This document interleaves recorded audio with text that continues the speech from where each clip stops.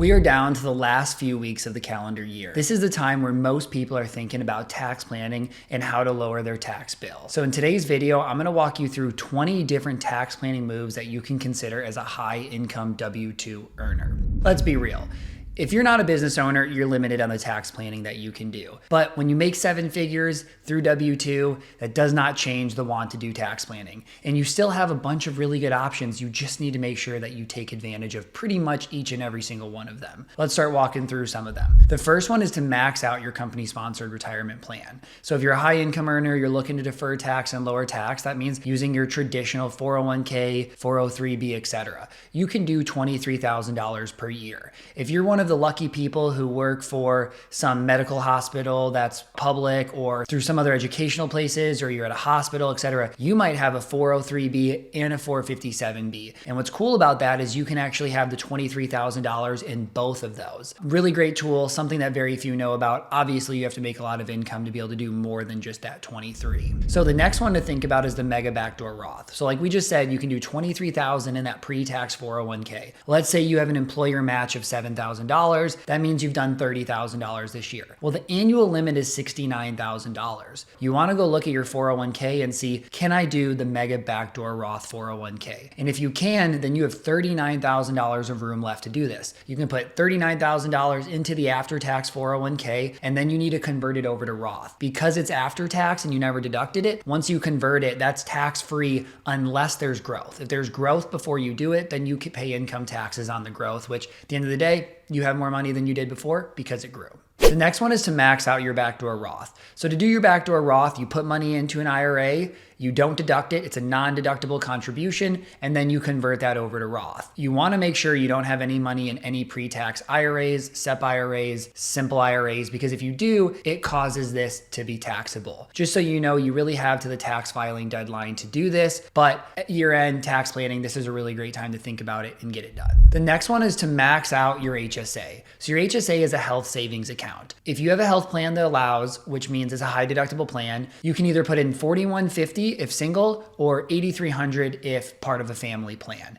That money is pre-tax, it reduces FICA taxes, it reduces state taxes, and it reduces Fed taxes. Then, this is where people miss it. You can invest those dollars and they can grow tax-free, and then they can be used on healthcare costs tax-free. So many people just put the money in, spend it this year, and use it like an FSA, but you're missing the biggest benefit. Tax-free growth for something like healthcare that's going to be a huge expense come down the line in retirement. The next one is to max out your 529 plan for your kids. So let's say you live in Indiana like me. In Indiana, there's a tax credit up to $7,500. So if you put $7,500 in, you get a 20% tax credit. In other states, it is a deduction. And then some states, you don't get anything. So you want to look into this. What is the deduction? What is the max amount? Let's say you get a $10,000 max deduction. Some states, if you put in 30, allow you to carry that deduction to future years because 10 is the max in this year. Other states you don't. So you want to be aware of that as you come up with your strategy on how to best fund college for your kids. Next one is to use all of your dependent care FSA money. If you have kids and they have expenses like daycare or things like that,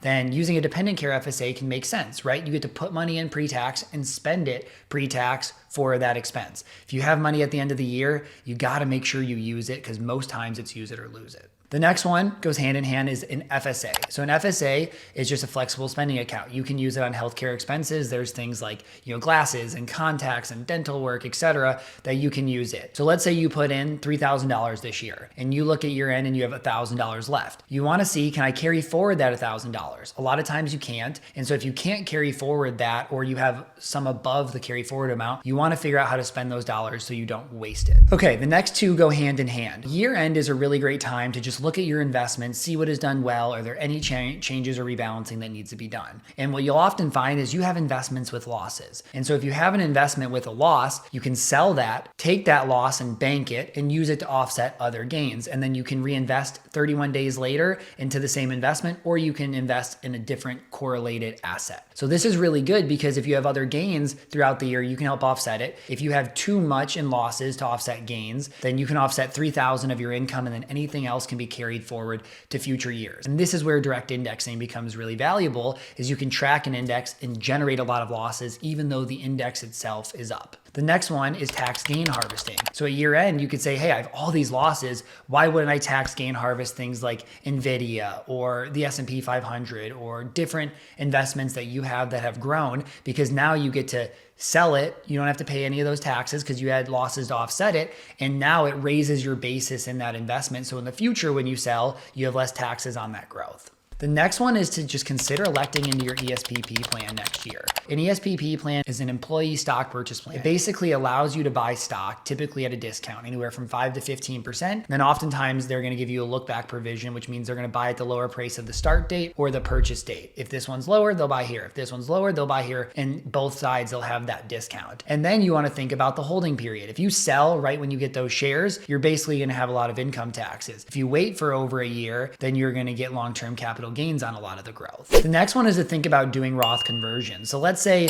last year you retired or you sold your business or you got out of that high income job and now you're in a lower income job. What you might have an opportunity to do is fill up lower brackets. Let's say you're just finishing the 12% bracket. That means you have the 22 and the 24% bracket, or even higher if you really want to convert pre-tax money to Roth. So what that looks like is, let's say you convert $200,000 of pre-tax money. $200,000 of income flows through on your tax return. And if you're able to take advantage of lower tax brackets, it creates a really great way to lower your effective tax rate. The next one is to exercise ISOs up to the AMT threshold. So what many people don't know is in 2026, the AMT thresholds are going to change when the Trump laws sunset. And so right now you're going to look and say, hey, I have $50,000 of room to exercise options on that spread amount. I can exercise those. I'm not going to pay any AMT. A lot of times exercising options inside of that AMT amount is really smart because the only cost to you is the cost to exercise at that point, but you have to know that number. And if you wait till next year and the stock grows and your AMT amount is still the same, you might end up being able to exercise less shares without triggering AMT. Next one pretty much goes hand in hand is exercise NSOs. So NSOs are different than ISOs. So what ends up happening is, let's say your exercise price is 10, the market price is 100. If you exercise those, that $90 spread between them all counts as income taxes. So maybe you want to fill up some lower brackets, or maybe you know that the stock is going to continue to grow and next year is going to be higher. Exercising and paying less taxes when that spread is lower is a really good tool. And then it also sets you up to get long-term capital gains if you hold it for a year past that before you sell.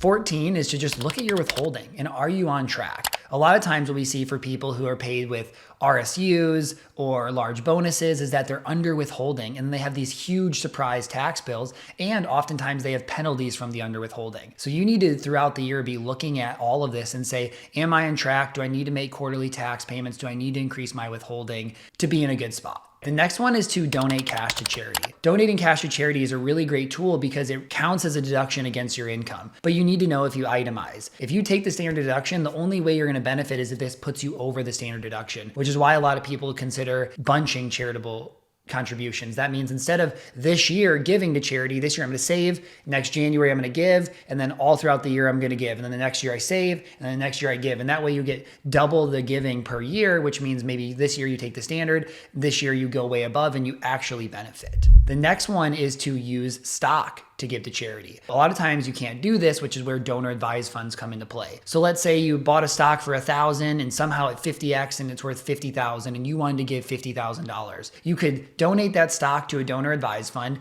You avoid the $49,000 capital gain because you donated before selling, and then you get a $50,000 deduction against your income as long as it's long-term capital gains. Make sure you're only donating stock with long-term capital gains. A few more left. The next one is maybe you're a W-2 earner, but you own real estate. And maybe you own real estate and it's very profitable. And maybe you bought more real estate this year and you haven't done a cost segregation study and bonus depreciate that property. Well, what you can do is you can do that and bonus depreciate and create losses. That loss then can go offset other passive gains from other real estate. If you're doing the short-term rental loophole or your spouse is a real estate professional, then it could potentially offset other active income as long as you qualify and hit those material participation tests. The next one is to invest in a qualified opportunity zone.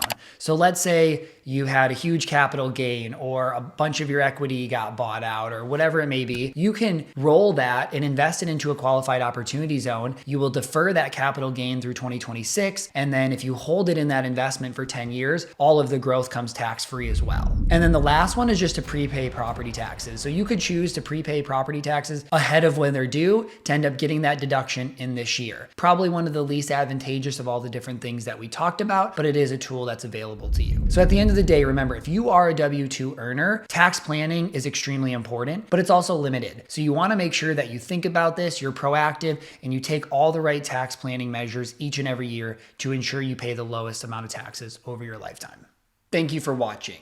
If you enjoyed this video, please leave a like and go follow my page for more personal finance content. And as always, if you have any thoughts, please leave it in the comments below, and I promise to get back to each individual comment. See you next week.